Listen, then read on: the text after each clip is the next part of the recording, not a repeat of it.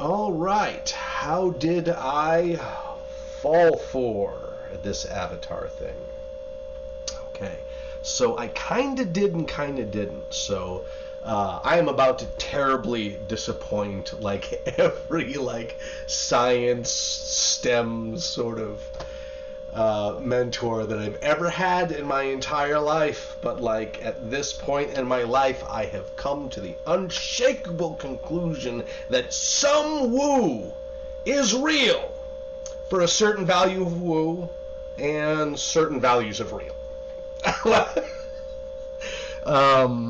So if I can proceed with that many asterisks on at what point, at what would have been at one point in my time an absolutely shameful admission, and you can still see me like red-faced embarrassed, like,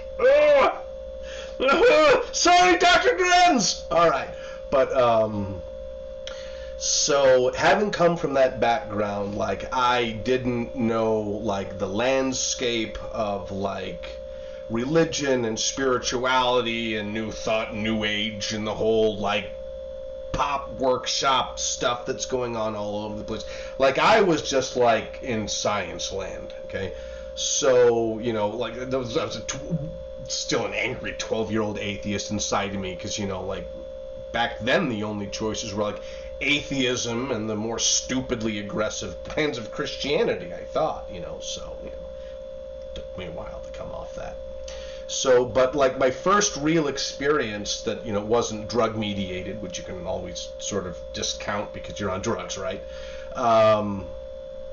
Was I met what's called an Avaduta, and I had no idea what that meant in time, like what a being like that has attained in consciousness. But like I had the profound honor of like being able to just like soak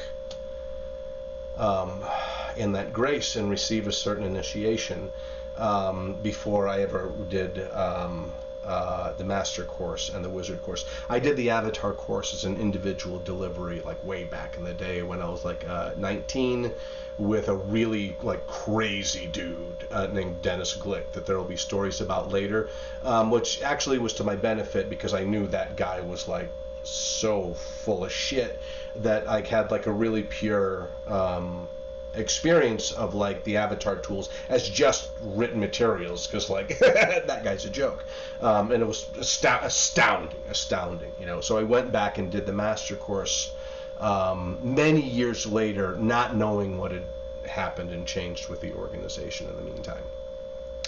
So this other organization is talking about spiritual paths and enlightenment and all, you know, and all of these things.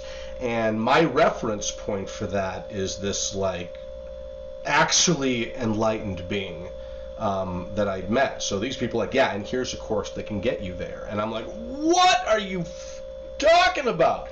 But like I like absolutely attacked it in that spirit.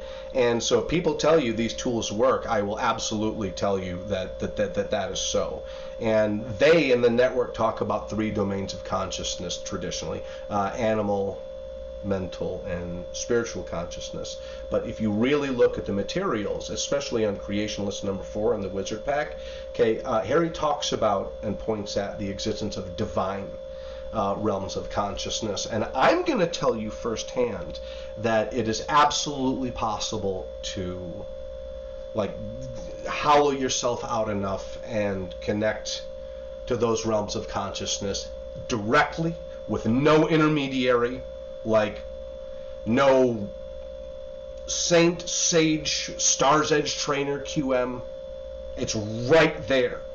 And like at some point it just got so absurd to me that they kept like dragging me back down to source consciousness. I mean, Harry kept trying to point at this for everybody, you know. He kept saying things like there are realms of consciousness as far beyond source consciousness as source consciousness is beyond ordinary consciousness.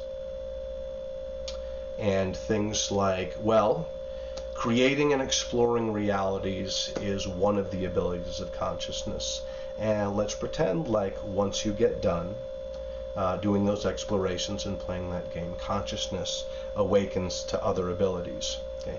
And I'm looking around the network, and I'm going to say 40 years later, you guys still haven't gotten over that phase. You're still in the pursuit of a fantasy experience phase that Harry described that precedes enlightenment, and you guys have been fucking around for 40 years now.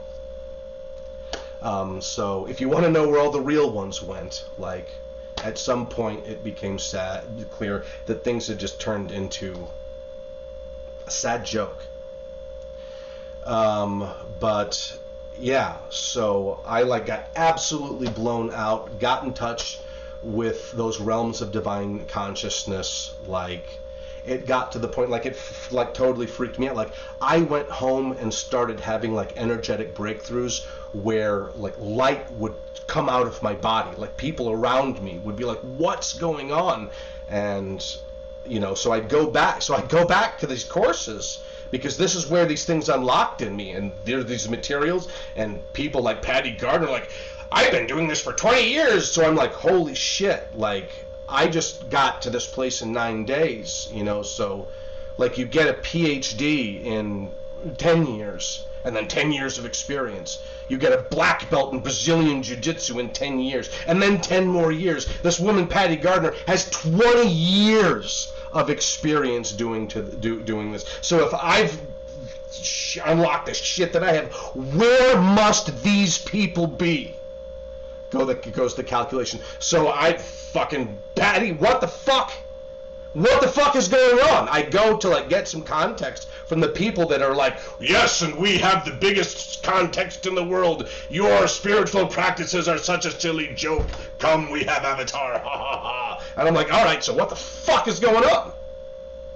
Oh, that's your imagination. Well, holy shit.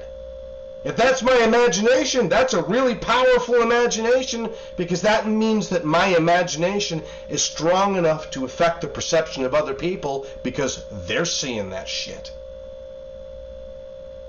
After my first master course, I was so raw and sensitive and stripped down that I walked into the airport and just was assaulted by this just enormous wave of tension and anger and anxiety and human misery, and I could feel every bit of it. On the way to the cab ride back to the airport, one of the other new masters looked past me out the window, and I could feel the attention being passed by me. I was raw and sensitive like that, and got thrown out into the world with no context and no support. When I came back a couple months later, I'm like, what do I do about the overwhelm from this? And I was like, oh, you should just do a protecting process. And that was it. But my experiences were so powerful, with these tools, and at this point, I'm like, holy shit, and again, I think that everybody around me is secretly operating at this level that I've unlocked, the QMs and the trainers, and they're really just shh, so they don't freak out any of the new people. But no, that's not what was going on at all. Yeah, so is Woo real? Absolutely. Can you do extraordinarily powerful things with the Avatar tools? Yeah, but these people aren't going to get you there.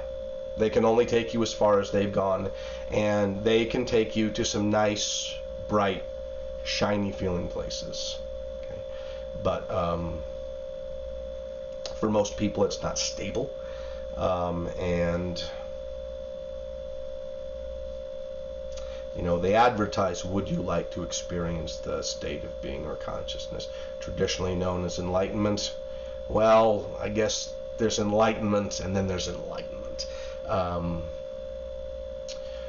People are but the energy's real, right? Is the energy's real, right? Absolutely, the energy is real, and it can be strong and wonderful and beautiful. But I'll also tell you from personal experience that I've encountered single beings with a presence, so a serious drill, stronger than the field that's generated by the entire master course together. So it's not that Avatar's not real, it's that... And the QMs and trainers, they really, for the most part, they don't even understand the tool set that they're working with or the subject matter that they're working with, right? Human consciousness. For the most part, they are just running checklists of exercises to expected results. A huge amount of the structure of like the tech, right, is necessary because Harry hasn't been able to figure out how to get people to the same level of perception to be able to do the work that he was able to do with people directly, right? The entire structure is essentially like training wheels in a way, and they've gotten extraordinarily important and codified, the written materials like their religion, scripture. The very beginning of the whole thing, Harry's like, these things are not to be taken, I'll misquote it, are not to be written in stone. Okay, they are meant to indicate direction and possibility. Well, these things are written in stone. These are scripture, like a fundamentalist religion to these people at this point. So it's a fucking tragedy. But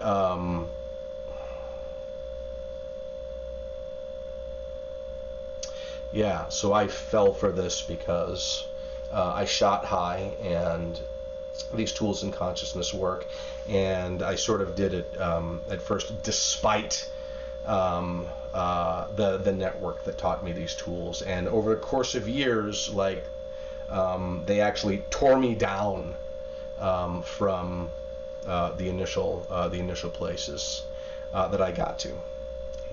I ended up almost feeling like a criminal for being connected to divine levels of consciousness while they were running around in source consciousness doing these same exercises again and again, in what I now understand is like the saddest way possible, because these exercises are intended to be training.